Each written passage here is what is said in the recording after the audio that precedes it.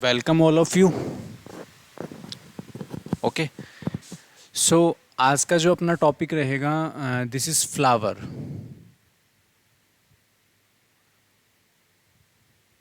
ठीक है, फ्लावर को अपन एक थोड़ा सा इसके बारे में इंट्रोडक्टरी पार्ट है वो देख लेते हैं। देखिए, फ्लावर जो है, हम जानते हैं सारे प्लांट ग्रुप के बारे में अपन सभी ने पढ़ा भी है। ठीक है, प्लांट्स जो हैं, लोअर प्लांट, हायर प्लांट, ठीक है, वो उनका जो कैटेगराइजेशन होता है on the presence of flower, ठीक है, उनको लेकर के अपन ने स्टार्टिंग में बात करी थी।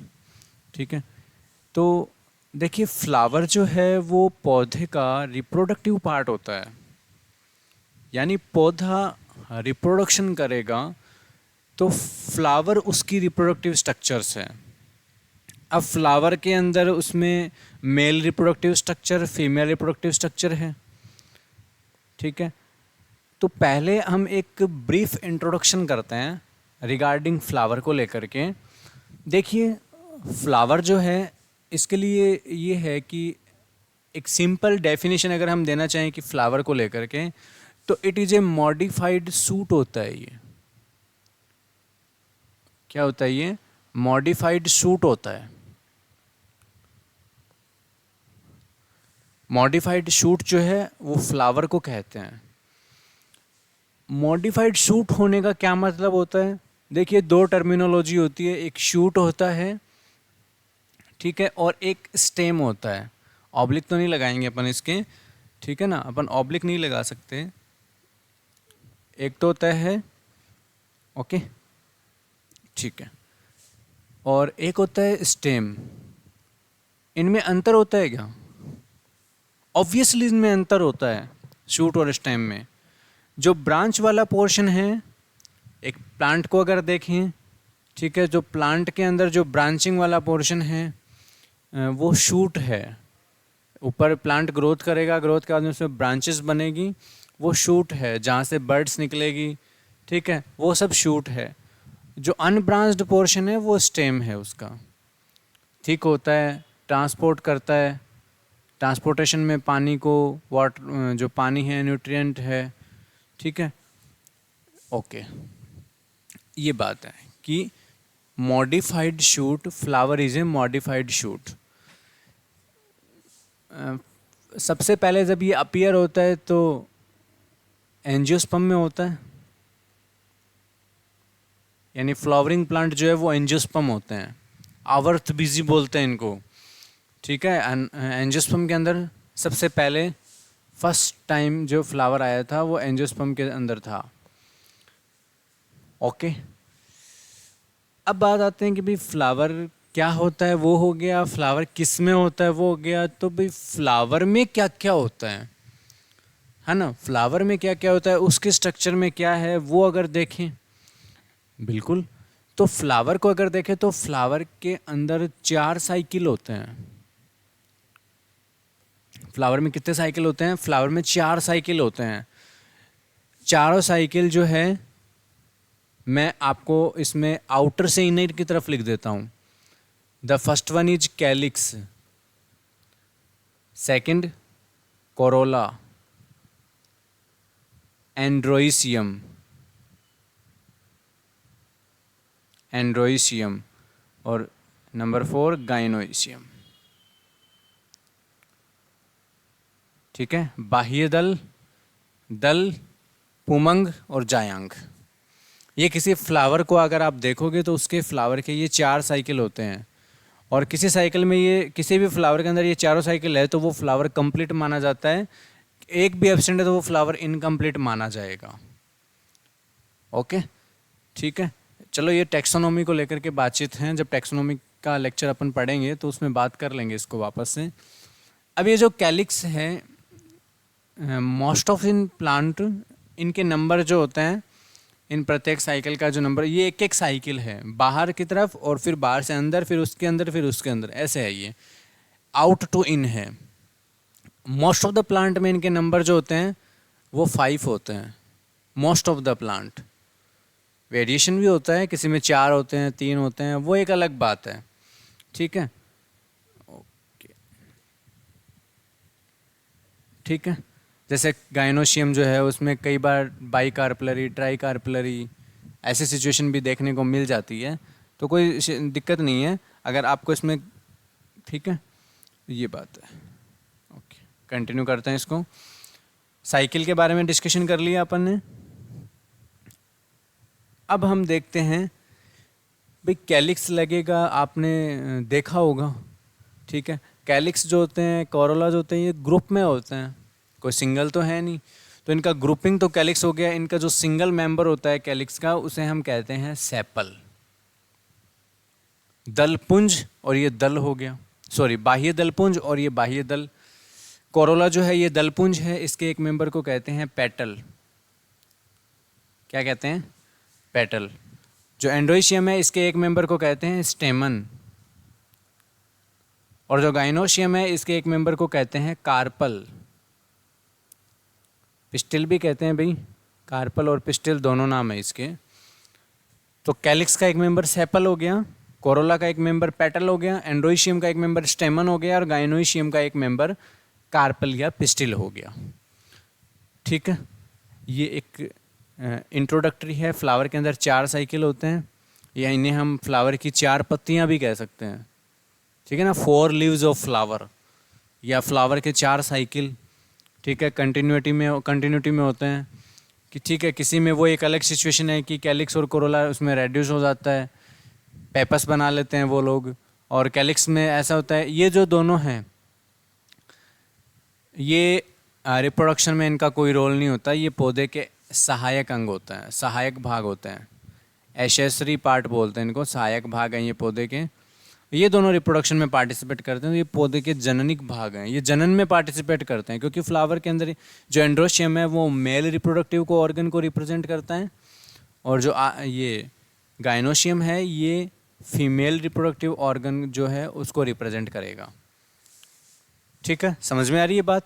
एंड्रोशियम का एक मेंबर स्टेमन, गाइनोशियम का एक मेंबर कार्पल और पिस्टिल। ये मेल रिप्रोडक्टिव ऑर्गन है, ये फीमेल रिप्रोडक्टिव ऑर्गन है। ये पौधे, ये दोनों भाग, ये दोनों जो साइकिल है ये पौधे के एसेसरी पार्ट हैं, और ये जो दोनों है ये पौधे के रिप्रोडक्टिव, फ्लावर के ये जो दोनों हैं, सॉरी पौधा नहीं, फ्लावर के ये जो दोनों पार्ट हैं ये एसेसरी पार्ट हैं, और ये दोनों पार्ट जो फ्लावर के हैं ये दोनों रिप्रोडक्टिव पार्ट हैं, जिसमें से एक मेल पार्ट है एक फीमेल पार्ट है। डन, ठीक है। और फ्लावर किस पे बनेगा? फ्लावर के अंदर आपने देखा होगा कुछ फ्लावर के अंदर नीचे एक वृंत निकला होता है, उनका स्टाक निकला होता है, तो जो फ्लावर का वृंत होता है उसे हम कहते हैं पेडिसिल। क्या बोलेंगे? पेडिसिल, पुष्प वृंत बोलेंगे उसको। ऐसे ही लीफ जो होती है उसमें भी एक वृंत होता है, लीफ का जो वृंत होता है वो कहलाता है पीटियोल, पर्ण वृंत। इसी तरीके से एक पेडेंकल भी होता है, जो इन्फ्लोरेसेंस होता है ना, ठीक है, इन्फ्लोरेसेंस के अंदर पेडेंकल होता है। पेडिसिल, पीटियोल और पेडेंकल, ये तीनों, ठीक है। और फ्लावर का जो वृंत है उसे हम पेडिसिल कहते हैं, जिसमें पेडिसिल होता है वो फ्लावर पेडिसिलेट होता है, ठीक है। ऐसे ही लीफ को लेकर के बात होती है, जिस लीफ के अंदर, प्लांट की लीफ में पीटियोल होता है वो पीटियोलेटेड होती है, और जिसमें वृंत नहीं होता है तो वो सेसाइल लीफ होती है, सॉरी है ना, जिसमें नहीं होता है वो सेसाइल लीफ होती है, ठीक है। ओके, कोई दिक्कत नहीं है इसमें। अब क्या होगा, स्टेमन को देखें, अगर एक स्टेमन को अगर हम देखें तो एक स्टेमन का जो है वो कुछ इस तरीके से होता है,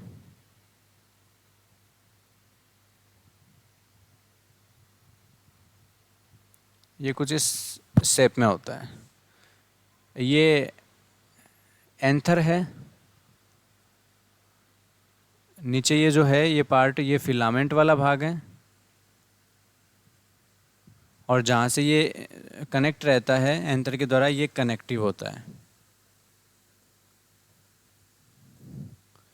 ऐसे ही अगर गाइनोशियम की स्ट्रक्चर देखें अगर अपन,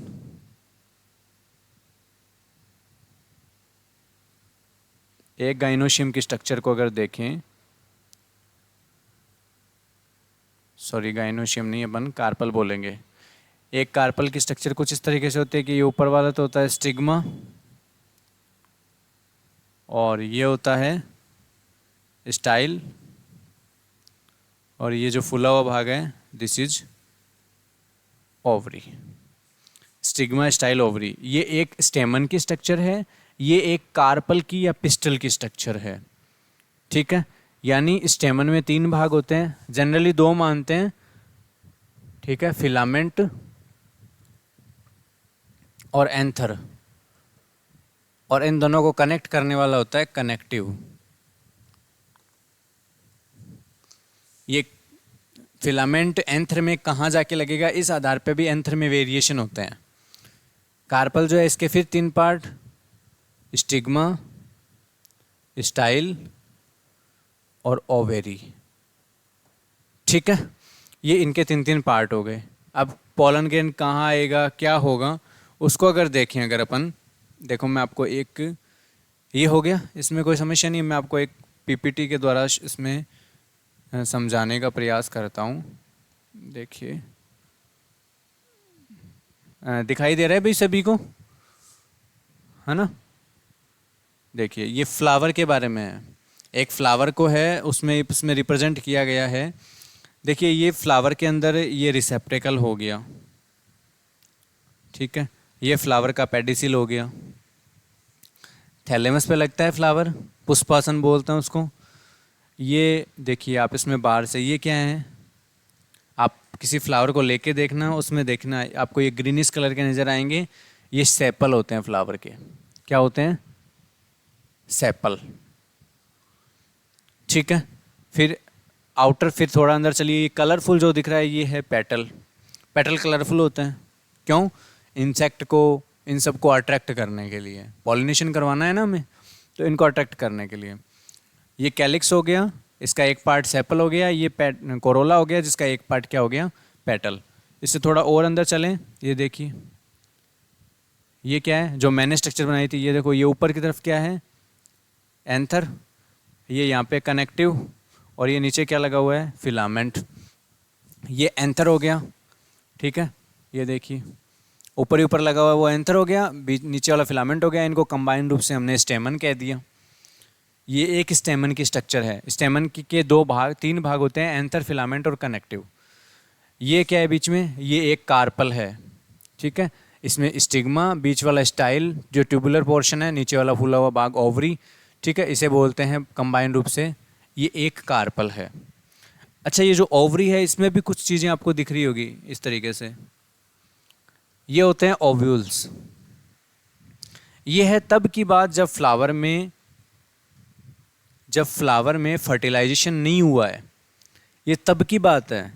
ठीक है, एंथर जो है, ये दोनों तो हो ही गए, कैलिक्स, और ये जो कोरोला है यानी सेपल और जो पेटल है, ये तो पौधे के एसेसरी पार्ट हो गए। यानी काम का क्या है इस फ्लावर में, स्टेमन काम का है और एक कार्पल काम का है, क्योंकि रिप्रोडक्शन में तो यही पार्टिसिपेट करने हैं। ठीक है, इसमें समझ में आ रहा है आपको। ठीक है, मैं आपको इसमें अब एक स्टेमन को अलग करता हूं और एक कार्पल को अलग करता हूं। दिस वन, स्ट्रक्चर ऑफ स्टेमन, ये ऊपर एंथर, कनेक्टिव हो गया जहाँ से ये जुड़ रहा है, नीचे फिलामेंट हो गया। सेम उधर देख लीजिए, ऊपर स्टिग्मा, स्टाइल और ये ओवरी हो गई। ठीक है, इनको मैंने इस डायग्राम से अलग नहीं, वो पूरा फ्लावर में शो इनका रिप्रेजेंटेशन था, फ्लावर के चारों साइकिल का, इन दोनों को मैंने अलग कर लिया। अब देखिए, अब मैं पहले इस स्टेमन है, इसका जो ये एंथर है, इस एंथर की टीएस काटता हूँ, मुझे उसमें क्या दिखेगा। फिर मैं जाऊँगा इस ओवरी के अंदर, जो ये ओव्यूल है, वहाँ पे क्या होता है। ठीक है, चलो कोई नहीं, इस एंथर में क्या है और इस ओवरी में क्या है, उन दोनों को हम जूम करके देखेंगे, क्योंकि यहाँ बनेंगे एंथर के अंदर पोलन ग्रेन, और पोलन ग्रेन यहाँ से जाएगा स्टिग्मा के ऊपर।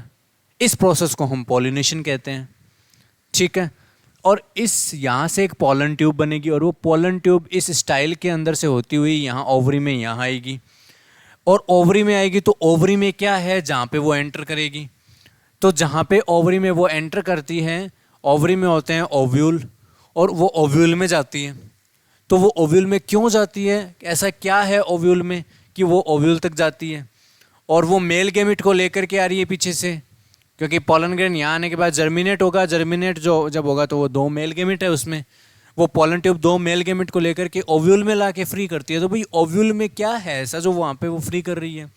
भाई हमने कहा कि एंथेरोजोइड्स ब्रायोफाइट्स में भी जो है, ब्रायोफाइट्स में अपन ने देखा कि एंथेरोजोइड्स जो है वो आर्किगोनिया के अंदर एक सेल तक पहुँचते हैं और वहाँ जाकर के फर्टिलाइज्ड होते हैं, फर्टिलाइजेशन की प्रोसेस करते हैं, जाइगोट बनाते हैं।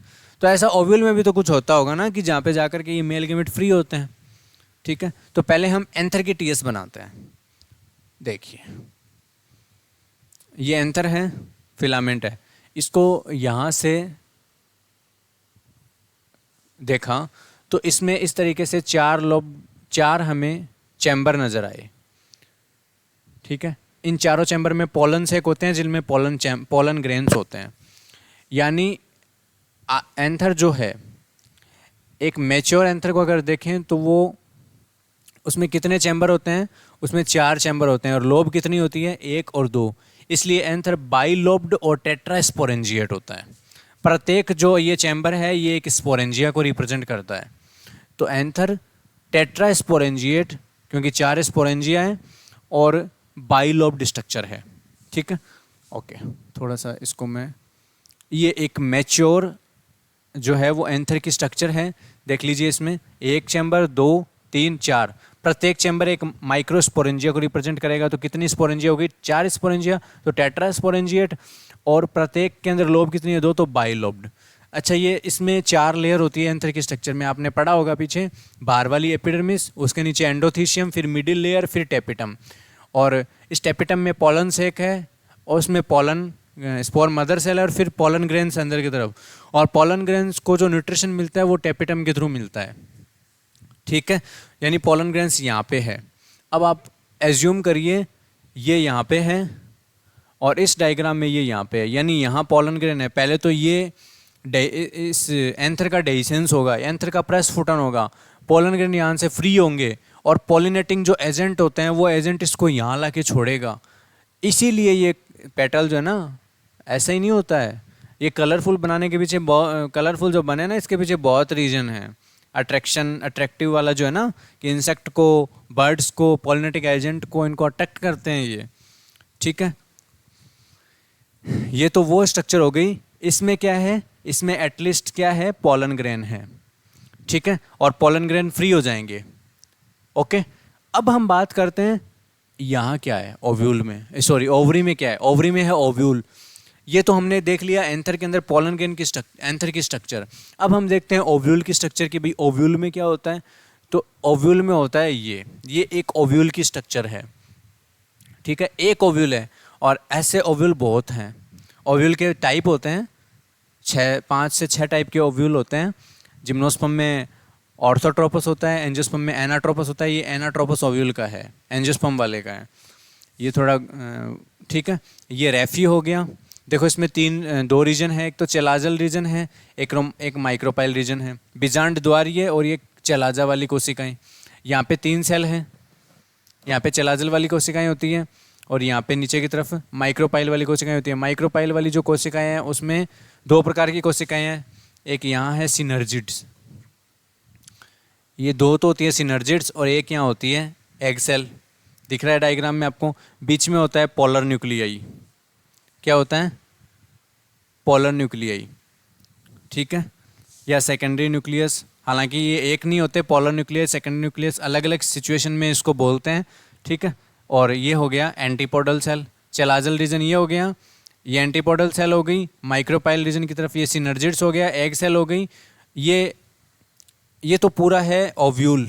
ठीक है, जिसमें ये बाहर की तरफ रेश्यू है जो इसको न्यूट्रिएंट सप्लाई में इसमें काम आता है। या ये हाइलम है और ये इसका जो क्या है फ्यूनिकुलस है या फ्यूनिकल है। ठीक है, ये वेस्कुलर सप्लाई। ठीक है, या मैकेनिकल स्ट्रेंथ कुछ ये चीज़ इनका जो है, ये वर्क फंक्शन जो है वो इनका होता है रेफी वगैरह का, वेस्कुलर सप्लाई में वगैरह में काम आते हैं। ये मेन जो चीज़ है वो ये है इंटेग्यूमेंट्स। एक इंटेग्यूमेंट, फिर 2 इंटेग्यूमेंट और एक एरिल होता है। ठीक है, बता देता हूँ मैं आपको। एरिल लीची में देखने को मिलता है ये, और लीची का जो पार्ट हम खाते हैं वो एरिल होता है, वो थर्ड इंटेगुमेंट है उसका। तो लीची का थर्ड इंटेगुमेंट है वो एरिल कहलाता है। ये ओव्यूल हो गया। इस ओव्यूल में अंदर की तरफ ये जो आपको दिख रहा है, ठीक है, ये जो अंदर की तरफ आपको दिख रहा है जिसमें 3 कोशिकाएं ऊपर है, 3 कोशिकाएं नीचे हैं और एक कोशिका में 2 केंद्रक हैं, 2 न्यूक्लियस है एक कोशिका में। वो कहाँ है? वो बीच में है, ठीक है, ये बीच में ऐसे पूरा ओव्यूल है। और ये जो आपको अंदर दिख रहा है 3 और 3 6 और एक 7 कोशिका है, 3 केंद्रक ऊपर 3 केंद्रक नीचे। बीच वाली सेल में कोशिका 1 है, केंद्रक 2 हैं, तो 7 कोशिकीय और 8 केंद्रकीय जो स्ट्रक्चर आपको दिख रही है, दिस इज एम्ब्रियो सैक, ठीक है। मेगास्पोरेंजियम बोलते हैं ओव्यूल को। जैसे एंथर जो है उसको माइक्रोस्पोरेंजियम बोलते हैं ना, ओव्यूल को मेगास्पोरेंजियम बोलते हैं। एंथर में क्या था? पॉलन ग्रेन थे, ठीक है, और ओव्यूल के अंदर क्या है? एग है। तो एटलिस्ट अब आप इसको देख लीजिए, ये एक जो है ये ओवरी में है, ये एक जो है वो यहाँ ओवरी में है, और आप ये कह रहे हो कि ऊपर से आप यहाँ पे पोलन ग्रैंड डालोगे और वो जब जर्मिनेट होगा तो पोलन ट्यूब के थ्रू वो इस ओवरी ओव्यूल में एंटर कर जाएंगे, ओवरी में एंटर करेंगे। ओवरी में एंटर करेंगे तो ओवरी में एंटर करने के बाद वो ओव्यूल में जैसे ही आएंगे तो वो ओव्यूल में इस अंदर यहाँ आते हैं। ओव्यूल में तो वो एंटर कैसे भी कर सकती है पोलन ट्यूब, वो इंटेगुमेंट को तोड़ के भी आ सकती है, वो यहाँ से भी आ सकती है चलाजल वाले रीजन से, और वो माइक्रोपाइल वाले रीजन से भी आ सकती है, इधर से भी, तीनों तरीके से आ सकती है ओव्यूल के अंदर तो, इस स्ट्रक्चर में तो। लेकिन इस एम्ब्रियो सैक में जो एंट्री होगी वो केवल, चाहे वो इधर से आओ तो वो ऐसे घूम के अंदर इधर से आ जाएगी, ठीक है। अगर वो, यार ये क्या सीन है, अगर वो ऐसे आ रही है तो ऐसे वो घूम के इधर से आ जाएगी, अगर वो इंटेगुमेंट के आ रही है तो भी वो ऐसे, और अगर माइक्रोपाइल से आ रही है तो भी वो ऐसे। मतलब ओव्यूल में 3 तरीके से एंट्री हो सकती है, लेकिन ये जो अंदर स्ट्रक्चर है ना एम्ब्रियो सैक, इसमें केवल और केवल जाने का एक ही रास्ता है, वाया माइक्रोपाइल रीजन, स्पोर के थ्रू ही जाना पड़ेगा अंदर पोलन ट्यूब को, चाहे वो इधर से आए, चाहे वो इधर से आए, चाहे वो इधर से आए, जाना उसको घूम के एम्ब्रियो सैक में तो इस माइक्रोपाइल वाले रीजन से ही जाना पड़ेगा, ठीक है। यानी पोलन ट्यूब जैसे ही यहाँ एंटर करेगी, अब इस एंटर करते इसको, इसके पास में 2 सिनर्जिड और एग सेल है। यहाँ पे भी इसमें वेरिएशन होता है कि ये सिनर्जिड 2 सिनर्जिड के बीच में से जा रही है, या सिनर्जिड या आर्किगोन, ये जो एम्ब्रियो सैक है इसकी वॉल से होके जा रही है, या इन दोनों को तोड़ के अंदर से जा रही है इनके, यहाँ पर भी वेरिएशन होती है, ठीक है। जनरली हम ये कह देते हैं कि भाई हम ये मान लेते हैं कि जो पोलन ट्यूब है वो यहाँ पे इन दोनों सिनर्जिड के बीच में से गई है, ठीक है। यहाँ से वो जब वो इसमें अंदर एंटर कर गई, यहाँ एंटर करते ही वो अपने 2 मेल गैमेट जो है उसको फ्री कर देती है यहाँ पे, ठीक है, फ्री कर देती है। फ्री करने के बाद में पोलन ट्यूब जो है वो डिस्चार्ज हो जाती है। इसका काम इतना ही था कि पोलन जो मेल गैमेट है, क्योंकि उसी पोलन ट्यूब में वो जब वो जर्मिनेट हो जाता है तो वो पोलन ग्रैंड मेल गैमेट बन जाता है, और वो मेल गैमेट यहाँ डिस्चार्ज करना, ये उसका इतना ही काम था। डिस्चार्ज, जब मेल गैमेट इसमें डिस्चार्ज हो जाते हैं देन क्या होता है, जो 2 मेल गैमेट है वो 2 मेल गैमेट में से एक मेल गैमेट तो फ्यूज होगा किसके साथ में? एग सेल के साथ में, और ये तो बना देगा आगे चल करके जाइगोट, जाइगोट एम्ब्रियो बना देगा, ठीक है। एक जो बीच में वो बच गया वो क्या करेगा, वो फ्यूज हो जाएगा इस बीच में जो ये पोलर न्यूक्लियस, सेकेंडरी न्यूक्लियस है ना, इसके साथ फ्यूज हो जाएगा। और जब वो इसके साथ फ्यूज हो जाएगा तो 2 केंद्रक तो ऑलरेडी एक सेल में पड़े हैं और एक और हो जाएगा, तो ये 3 सेल्ड 3N स्ट्रक्चर यहाँ बनेगी, जिसे हम प्राइमरी एंडोस्पर्मिक बोलेंगे, और बाद में ये बनाता है एंडोस्पर्म, एंडोस्पर्म, ठीक है। समझ में आ रही है बात आपको? एंडोस्पर्म बन गया, एक न्यूक्लियस तो इसके साथ फ्यूज हो जाएगा, ठीक है। तो 2N से 3N होकर के प्राइमरी एंडोस्पर्मिक PEN बनेगा पहले तो, ठीक है, प्राइमरी एंडोस्पर्मिक न्यूक्लियस बनेगा, देन इससे एंडोस्पर्म बन जाएगा। और जो एक सेल है, एक जो न्यूक्लियस था या एक जो मेल गैमेट था वो यहाँ एक के साथ फ्यूज होकर के जाइगोट फिर एम्ब्रियो बना लेगा, ठीक है। समझ में आ रही है बात? और यहाँ से न्यूट्रिशन कंटिन्यूसली इसको मिलता रहेगा। तो ये जो एक छोटा सा यहाँ पे पोर्शन था ना, वो था इसको लेकर के कि भाई फ्लावर के अंदर क्या है, फ्लावर में किस तरीके से इसके पार्ट जो है वो काम करें, हम कह रहे हैं ये एसेसरी पार्ट है, हम कह रहे हैं ये रिप्रोडक्टिव पार्ट है, तो ये क्यों है वो अपन ने बात की है। ठीक है, तो इसमें कोई प्रॉब्लम नहीं है आपको, वेरी सिंपल चीज़ें हैं। यहाँ से फ्री होगा, यहाँ जाएगा, अंदर जा कर के उसको एटलीस्ट मेल गैमेट को वहाँ पे डिस्चार्ज कर देगा। तो ये एक अपना एक टॉपिक था यहाँ पे। ठीक है, एक सेकेंड, ये ओवल हो ही गया है। ठीक है, मेल गैमेट, और ये देख लीजिए, ये जो मैंने आपको बताया था ना, ये उसका पूरा जो अभी मैंने यहाँ पे डिस्क्राइब किया है उसी को पूरा यहाँ पे समझाया गया है। ये प्लांट है, ठीक है, ये फ्लावर था, ये स्टेमन है, ये कार्पल है। यहाँ से देख लीजिए आप, ये स्टेमन को दिखा दिया और ये स्टिग्मा को, ये फ्लावर में दिखाया हुआ है, इन दोनों को यहाँ पे अलग कर लिया, एक स्टेमन को कर लिया, एक कार्पल को अलग कर लिया। समझ गए? ठीक है, अब देखिए ये स्टेमन है, और इस स्टेमन को जब इसका डेसेंस हुआ तो एक पॉलन ग्रेन्स ये हो गया, और ये पॉलन ग्रेन कहाँ गया? स्टिग्मा के ऊपर गया, चला गया। यहाँ से देखिए ये पॉलन ट्यूब बन रही है, ये पॉलन ट्यूब बन रही है, और ये पॉलन ट्यूब कहाँ लेके आ रही है इनको? ठीक है, इस पॉलन ट्यूब में देखो ये दो हैं, कितने मेल गैमेट हैं? दो। जब यहाँ होते हैं तो पॉलन ग्रेन, और जब जर्मिनेट होगा तो ये जर्मिनेट होता हुआ जो पॉलन ग्रेन है वो बाद में क्या बनाएगा? मेल गैमेटोफाइट, और फिर मेल गैमेट बनाएगा। इस पॉलन ट्यूब के द्वारा ये देखो कहाँ आ रहे हैं? ओवरी के अंदर आ रहे हैं। ओवरी में भी कहाँ जा रहे हैं? ये ओव्यूल में जा रहे हैं। ये देखिए ओव्यूल में गए, ठीक है, ओव्यूल में चले गए।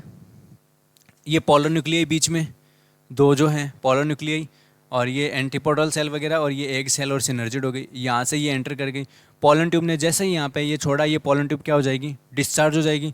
दो मेल गैमेट है, उसमें से एक मेल गैमेट एक सेल के साथ फ्यूज होकर के जाइगोट बना दिया, एक ने बीच में यहाँ पे क्या सेकेंड पॉलन न्यूक्लिया के साथ फ्यूज होकर के क्या बना दिया? एंडोस्पर्मिक न्यूक्लियस बना दिया। जाइगोट आगे चल करके एम्ब्रियो बना देगा डिवीजन के बाद में, ठीक है, और ये एंडोस्पर्म जो है वो इसको कंटिन्यूसली न्यूट्रिशन मिलता रहेगा। ये जो ओव्यूल है, ठीक है, अभी ये चीज़ें किस में चल रही हैं? ओव्यूल में चल रही है ना, ओव्यूल के अंदर, और ओव्यूल में भी एम्ब्रियो सैक में चल रही है, और एम्ब्रियो सैक किस में है? ओव्यूल के अंदर है। तो जब ओव्यूल आफ्टर फर्टिलाइजेशन क्या होगा? ये देखो, ये सीड है, सीड से जब वापस प्लांट बनेगा तो वापस से रूट और ऊपर सीडलिंग वाला पोर्शन बन जाएगा। तो ये लाइफ साइकिल भी एक तरीके का जो है वो इसमें आ गया है। एक पोर्शन में आपको थोड़ा सा एक बात और बता देता हूँ इसमें, कि जब फर्टिलाइजेशन होगा तब तक तो ये फ्लावर है और ये एंड्रोशियम, ये गाइनोशियम, ये सब चीज़ें हैं। आफ्टर फर्टिलाइजेशन क्या होता है? ओव्यूल जो है, आफ्टर फर्टिलाइजेशन ओव्यूल कन्वर्ट हो जाता है सीड के अंदर, ठीक है, ओव्यूल कन्वर्ट हो जाता है सीड के अंदर, ओवरी कन्वर्ट हो जाती है फ्रूट के अंदर, ठीक है, कैलिक्स कोरोला जो है वो वहाँ से डिसइंटीग्रेट हो जाते हैं।